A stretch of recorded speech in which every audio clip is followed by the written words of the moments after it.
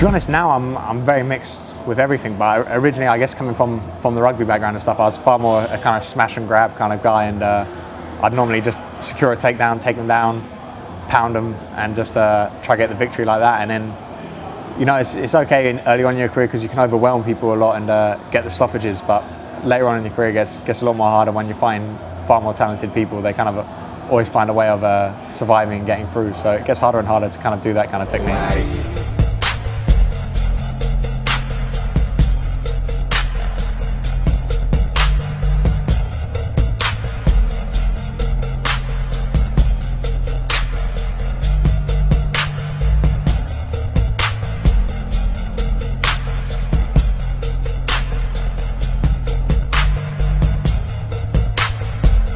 John is very easy to train. He's one of these guys who's always on time, trains his heart out when he's here. We've had a good camp, we've had some really good fighters coming over from overseas. Dennis Horman, another Thor Troing from Sweden, plus all the host of fighters we got here. We had some very good Brazilians we brought over for their jiu-jitsu, so absolutely no complaints at all about the camp. I think everything's going perfectly, and I think we're on perfect track. Again, Sol Gilbert obviously was a fighter from London Shoot and branched out and made his own gym down in where he lived, which is Brighton and Hove.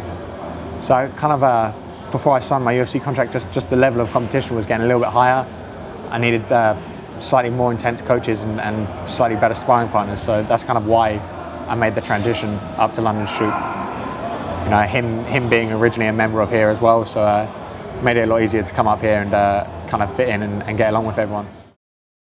There's some other great UK welterweights fighting as well on UFC 120.